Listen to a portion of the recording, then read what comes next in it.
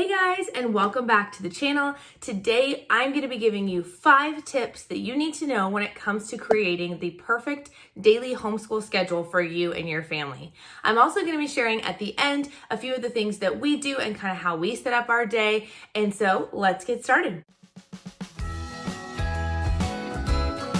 Hi, my name is Katie and welcome to Life in the Mundane. I am a second generation homeschool mom of 6 beautiful kiddos. And on this channel, we talk all things resources. I love to share with you resources that are going to help you in your homeschooling and help encourage you in your biblical parenting and how you can utilize those to their fullest potential so that you can make the most of the little moment. So this video is actually done in collaboration with several other amazing homeschool YouTubers, but our host is Wendy from Plan Prep Pray. You guys probably know Wendy at this point as I talk about her a lot. On her channel, she shares amazing productivity tips for homeschool moms who stay at home, who are trying to balance it all, and who are trying to be good stewards of their time. If you haven't checked out her channel yet, be sure to go like and subscribe. Wendy and several of the other ladies will be posting on Monday morning, so go over there and subscribe to her channel, turn on the little bell notification so you'll be notified when she posts those videos, and then you can watch everybody else's videos as well. So let's jump into the tips. The first tip is to go with the grain of your family, not against it. Think about what your family needs. And what I mean by this is look at the natural rhythms of your family when creating a daily homeschool schedule. I see so many people who try to replicate what other people do. They try to make sure that they start school right at 8 a.m. or that they only homeschool Monday through Friday or whatever the case may be. Think about your family. One of the benefits of homeschooling is the flexibility it offers. So if your whole family is a night owl instead of a morning person, I would suggest not trying to start school at 8 a.m. Try to find a time that's better for you guys. Maybe you need to wait until 10 or 11 or even after lunch to start school. Take the time that is your prime time for you and your children and put your more intensive subjects in that slot. So if math is a challenging subject and you're morning people, then start the morning off with math and so on and so forth. Make it work for you. For instance, if your family has an unusual work schedule, maybe you or your spouse works a different shift than the typical schedule, make sure that you're making your homeschool work alongside that and complementing that work schedule and not contradicting it. Because again, that is the beauty of having flexibility in homeschooling, is that if dad is working second shift, we can school second shift instead of having no school first shift and miss out on getting to see him at all. If you still have little ones and they take a nap, think about trying to get some mom intensive time as far as teaching done during that nap time. You may or may not be at the age and stage where you can squeeze all of your school time into nap time, but you can sit down and say, what are the things where I am most needed as a mom? And I'm going to set aside that special time to work with my kids one-on-one without the littles interrupting. Speaking of littles, be sure to stick around on the channel because coming up here in a week or two, I'm going to be sharing with you guys some tips on how to get homeschooling done with littles in hand. Tip number 2 is to not feel like you have to do every subject every day or even every subject every semester. So what this kind of looks like, for example, is maybe creating a loop schedule. If you're not familiar with loop scheduling, I'm going to give you a brief synopsis, but I will also drop a link down in the description below that'll give you a little bit more of an explanation and hopefully be helpful to you. Essentially, loop scheduling is rotating through subjects. So for instance, we have a loop schedule for our history and our science.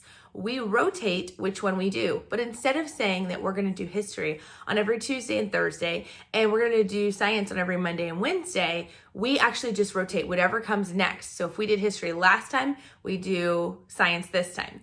The reason for this, instead of assigning specific days, is so that you don't constantly miss it, because maybe it just turns out that Tuesdays are always rough homeschooling days, which means you always miss out on getting to do that science or that history, whatever was assigned for that day. However, if you put it in a loop schedule where just the next time you do something, you go to that next thing on the list, it makes it a little bit easier to keep up with it. But again, there's a little bit more to it. I love loop scheduling, and it has really freed up our family to not feel like everything has to be done every day. What I mean by not everything has to be done every semester is that sometimes it is wise to have subjects that insert later in the year. So maybe you have just specific subjects you cover over the summer. Maybe those are some of the more fun adventure type subjects or those hands-on extracurriculars. Maybe that's when you do things like cooking class, home ec, engineering classes, robotics, doing a composer study for musicians, or even taking the summer to focus on learning geography. But it also comes down to semesters. So oftentimes we start with our core subjects plus maybe a little bit more when it comes to the fall. And then when we get around to January and we start that new semester, we like to throw in another subject on top of it, because usually at that point we've kindly found our groove when it comes to our homeschooling day. And we're also feeling a little bit stale because we've kind of hit that halfway point. It's hard to get back into school after Christmas. So we like to kind of start a new subject or a new curriculum in January to kind of freshen things up and get things exciting. It's also not too overwhelming. So just remember, you don't have to do every subject every day or even each semester. So decide now, what is the most important? What are those non-negotiables, those core subjects that you want to get done every day, and then create loop schedules for the rest. The third tip is to group like subjects or like items in your homeschool day. When it comes to making that perfect schedule for your family, you want to think about how efficient you can do those things. So a couple examples of this is just thinking through, if you have several items you do as a group, maybe things like Bible, geography, history, science, read alouds, you may want to group those together within your homeschool schedule to have a sit down time. A lot of people call this morning basket time. We actually are currently doing it in the afternoon after the kids do all their independent work, which I'll show you guys here in just a second. But having those all together instead of constantly having to wiggle those into the other pieces of your day can be really helpful. Another example of this is to block schedule. This isn't for everybody, but consider block scheduling your kids where they are all working on the same subjects at the same time, even if they're doing so independently. So for example, you may want to have all of your kids working on math at one time. This allows you as a mom to be able to jump from one child to another and still be in the same context of that subject, instead of not knowing whether you're going to be helping with a spelling question or a math question, whether you're going to be helping with grammar or teaching Spanish. This just kind of helps to streamline things. This has worked for seasons for us. Other seasons we've chosen not to block schedule. So picking what's right for you is always important. Another thing when it comes to grouping like subjects or grouping those things that can go together well is thinking about how you can maximize your lunchtime. We love to maximize our lunchtime and our breakfast time by adding in educational elements while the kids are eating. So we do things like World Watch News, which is a daily news program for about 10 minutes a day that they watch on the computer. So I'll set that up in the morning while they're eating breakfast. They'll get to watch the news and we can discuss it. During lunch, we'll either do a read aloud time, or I'll put on an audiobook or a podcast. Those kinds of things, maximizing that time so that you have one less thing to do later on, can be a fantastic way to squeeze in just a little bit more without overwhelming yourself. The fourth thing is you want to make sure that you leave margin in your day. This is incredibly critical in order to have success.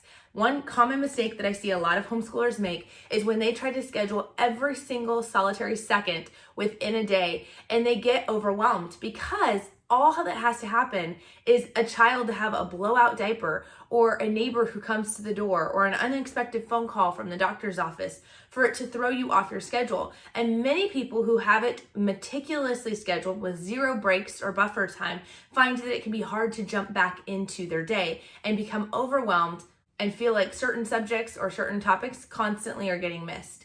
So what I recommend instead is to really set aside some serious buffer time. For instance, it takes my kids in the morning probably about 45 minutes to an hour to get dressed, breakfast, chores, all of that prep before starting the school day. But I actually buffer it about an hour and a half because I realize some days we are going to be super efficient and other days we're going to be dragging a little bit more. So I allow that buffer time so that every single element of our day doesn't have to feel rushed. If we start school a little bit early, great, that's wonderful. But we don't have to feel that pressure that we started late and now it's just this domino effect.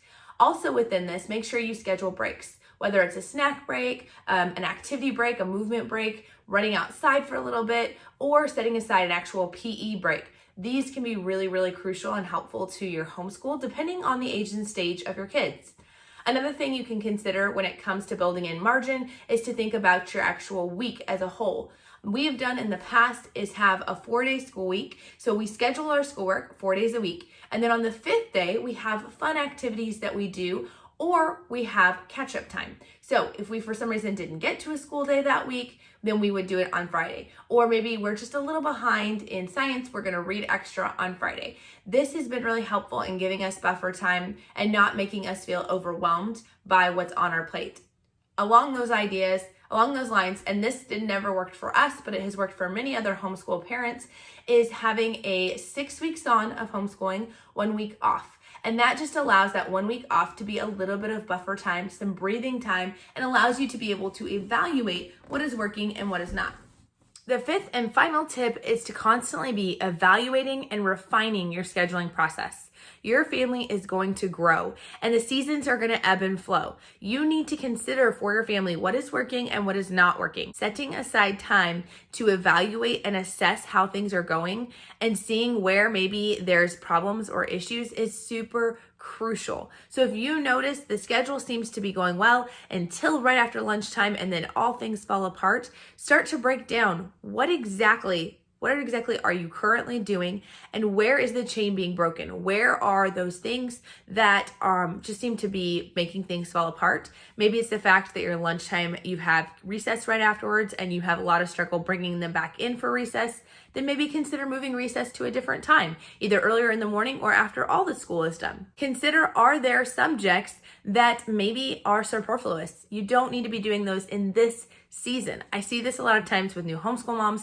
They like to add on everything in the kitchen sink to their homeschool schedule, and then they find that they struggle to finish a complete schedule.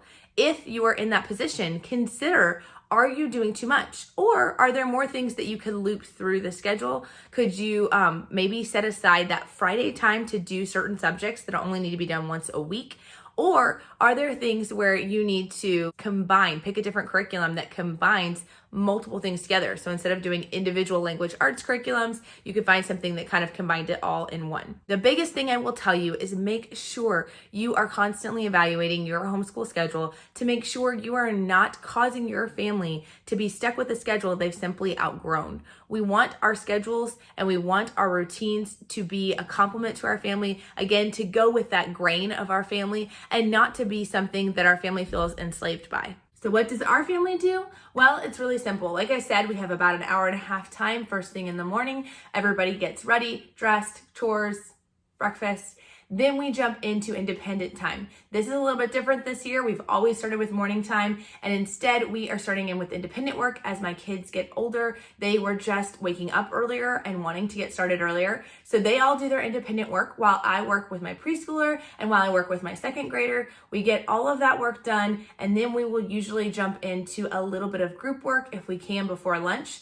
Otherwise, we will do lunch and then we'll do group work. And that's what we typically would have done in our morning basket time. We rotate through history and science, alternating those. We do Bible for that group time. And then we do geography. We loop that into our schedule as well, and doing that about 2 times a week. Then we end up with either tutoring, or some of my kids have therapy. And so we do that in the afternoons with breaks in between and with the ability to have a little bit longer lunch for a little extra recess time. That's what works for us in our season, but we definitely have changed over the years. So be flexible with yourself. I hope this has been helpful, and be sure to check out the playlist down below and all the other ladies sharing their great ideas on scheduling. They're going to be sharing how to schedule your homeschool year, your individual days, sharing how they do it, or sharing the struggles that they have with it. So we'll talk to you next time. Bye.